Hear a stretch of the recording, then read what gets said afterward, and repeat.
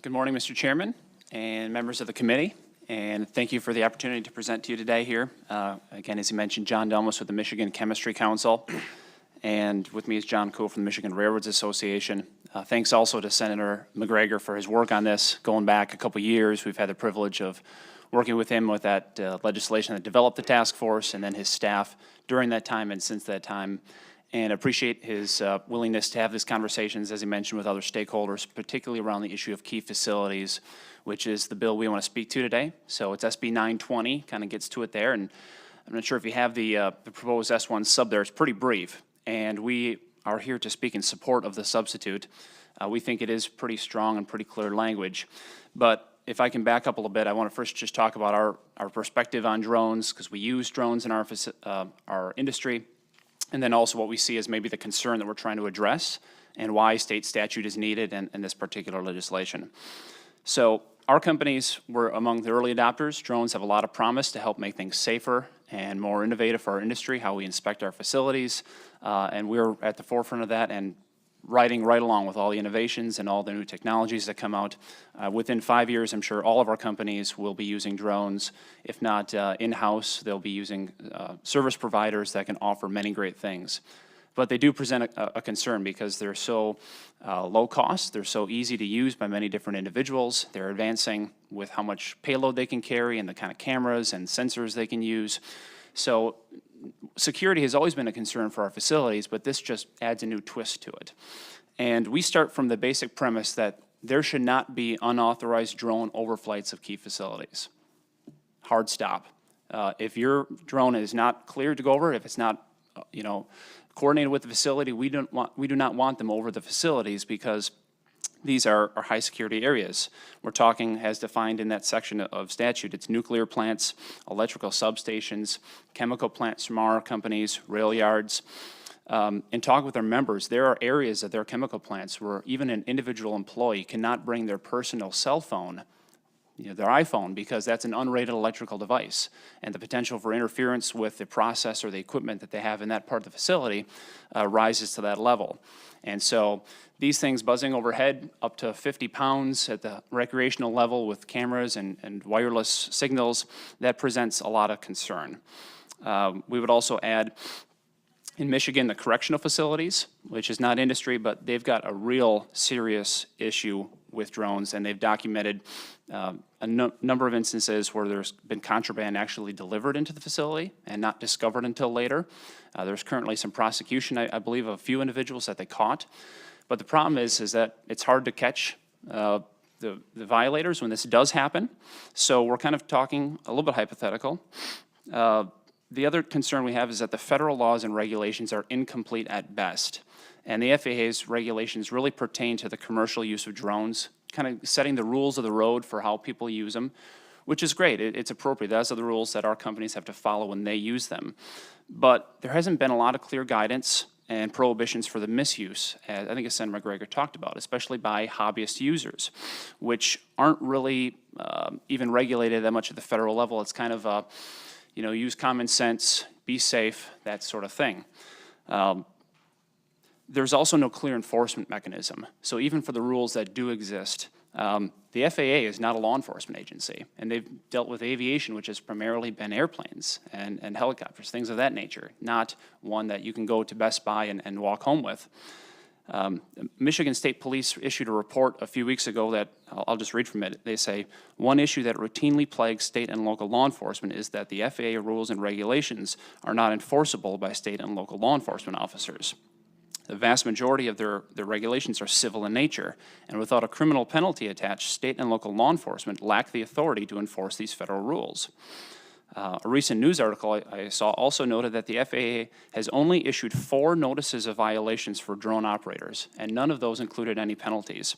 And we're talking hundreds of thousands of drones that have been sold, and all the things that have gone on, and there's only been 4 documented instances where they've actually taken any action, and those have not been criminal or any penalties.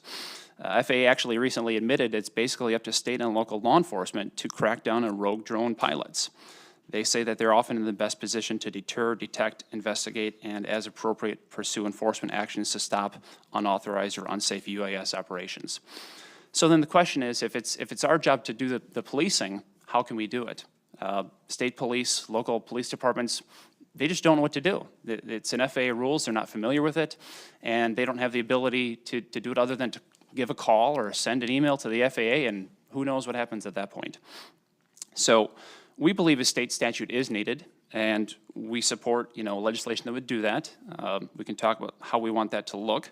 We've looked at other states, and specifically there have been 11 other states that have enacted specifically laws to deal with critical infrastructure or key facilities here in Michigan. And those laws have been passed over the last 3 to 4 years. There have been some court cases looking at what the authority lies in state and federal.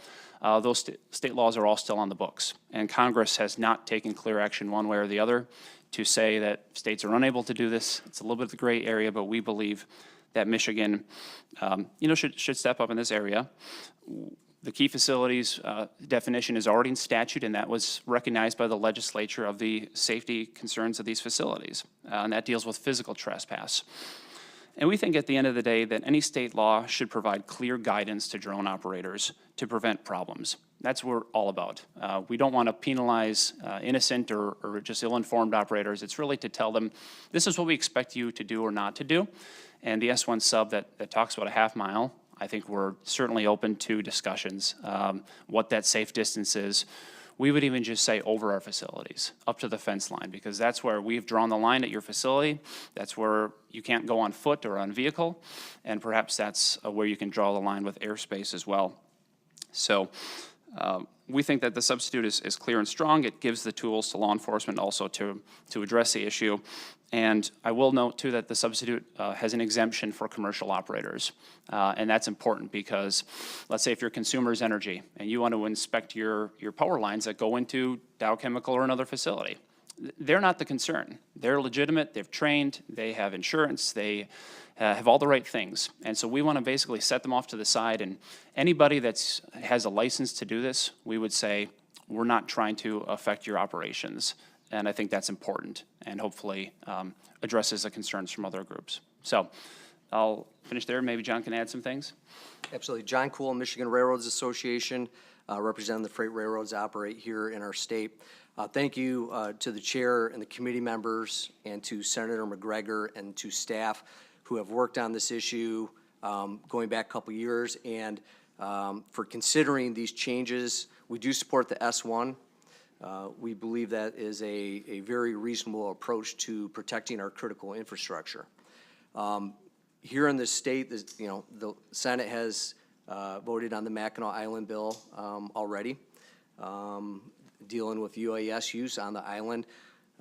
The horses and carriages, that whole situation, it's a big deal on the island. So action was taken to protect tourists as they're moving across Mackinac Island.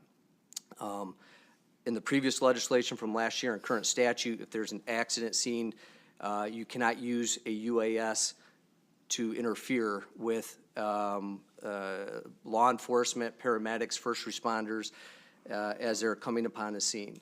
So we've already taken action to, in essence, restrict airspace. So now we're talking about critical infrastructure, your water treatment facilities, your oil refineries, your rail yards that contain hazardous material tanker cars. And the question is, ultimately, is the state of Michigan going to follow the 10 or 12 other states who have already done this to say, yes, we're going to protect our critical infrastructure? We think that is reasonable, and we will not depend on the FAA. Try calling the FAA in Washington for anything and see how that works. The delay, it's not a great process. So will the state of Michigan consider protecting these key facilities in a reasonable way until Congress acts? And that's essentially what this question boils down to. So we do support the S1. I know there's going to be a continued conversation. We'll certainly be a part of that. And again, thank you to everyone who has worked on this topic. Thank you. You said something about licensing. If you're licensed to do these type of things, you're not so concerned about that. It's kind of maybe the freelancer or somebody that's trying to do something that's wrong. when it comes to companies, one thing I learned through the years in my former life was that working with a paper mill in my district, we did a lot of work on site for them, moved a lot of inventory wood. We had to be briefed and kind of go through a safety program with them, and we did that. They required a certain amount of insurance that we had to carry on our business. They also, one of the things that stuck out to me when they did that was they did not allow for any pictures taken on site, and it was more of a, I think, more of a competitive thing. They didn't want their competitors to have pictures of their facilities. So if I'm a licensed photographer and I'm in a drone, I have a drone business that does photography for people, is that included in this to stop that? Because that's something companies, I think, frown upon, rightfully so. So how does that work? It's a great question, and we agree that's one of the things, in addition to the security concerns, is the intellectual property. And like I said, when, with cell phones, when I go visit most of my members' facilities, I either have to give them my phone or put a piece of tape over the camera because they trust me, but they can't have any pictures around their facility. So it's a whole nother issue. The bill doesn't totally get into that. There are some states that have specifically prohibited surveillance, but the question is you're trying to criminalize or prohibit the bad things that you don't want while still allowing things that are legitimate. And I think that this legislation can accommodate for that. You're right that if there's, let's say you're licensed, you're a realtor, and you're flying near a key facility, I don't know that the legislation will give someone the ability to haul them up on charges if they're doing something, because where does it lie with are they doing the right thing? And unless we really want to draw a really big boundary, a mile or 2 miles around these facilities and say that only one specifically authorized by that facility on a letterhead, or, there's ways you could probably do it. I'm just, I think you're gonna really get into some difficulty in defining it, but I think we're open to the discussion. The other thing I wanted to ask was the idea that there's technologies now that can shut these things down. If you put the technology into your facility, you can literally create an invisible barrier that the drone can't come through.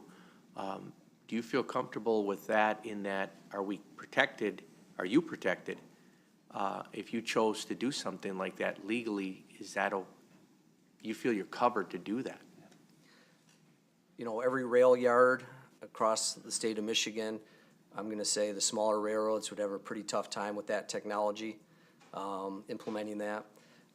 So we know that that's out there, that's coming as a technology. Maybe someday that'll be easy and everyone can afford it and have that around their critical infrastructure. It's not there yet. So. Yeah. I think that's a question, is we believe statute is still necessary. Regardless of the technologies that are out there, we still want to set the rules of the road, because there's always ways to circumvent the technologies, and there's always people that will find a way around it. But we've heard, your facilities can just shoot down the drone, right? So you don't need a law, you'll just shoot it down. Well, no, number one, that's unsafe. Number two, that's illegal. FAA will take a askance view of that, because you're not allowed to down an aircraft in airspace, and that's not something we would do anyways. But the geofencing, the radio jamming, all of that, I think the military is at the forefront of those technologies, and maybe 5-10 years we'll see how they might be able to help us. But again, whether we're able to use it, that's a whole other question. Yeah, and my question wasn't to say you must put it in place, do it. It was, do you feel you legally have the right to do it now? Are you protected if you chose to look at the technology and say, we can afford this, we're putting this in? Can you do it legally? Do you know if you can? I honestly don't know. I think that's one of the things that Senator McGregor talked about we may need to look at down the road, because I'm not sure of any state or the federal government that's looked at that. Sure. But it's Thank good. you. Are there any other questions? Senator Horn. My apologies for arriving late, Mr. Chairman. There was a major accident on 69, and my Waze here took me on a tour of some Michigan secondary roads that is very interesting for somebody on the Transportation Committee. I'm not so opposed to the bill. I think that it's a smart idea to make sure that that we're managing some of these new technologies. But and this is just for testimony only, so I'm just kind of asking some questions. And because, we can certainly understand, chemical plant, we've got Hemlock Semiconductor and Dow Chemical and, what used to be Corning and it kind of makes sense, make sure we don't violate airspaces there. But here we talk about railroad facilities too, but not limited. What does that mean, John? Under the key facilities, it's just listed as rail yards. So it has to be fenced, it has to be properly signed as well. There already are suggestions on amending the key facility law next session because others have seen this issue and they want to update that act.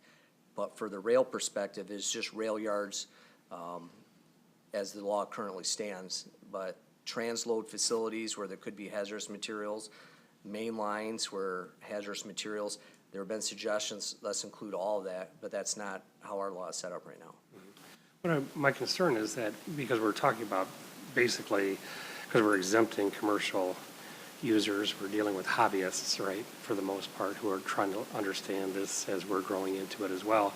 And the penalties are all on the hobbyist.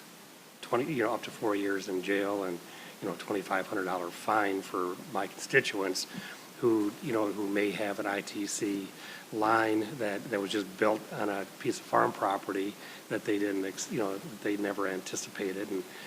And so they're flying over, some tower, Haithco Park up in Saginaw Township.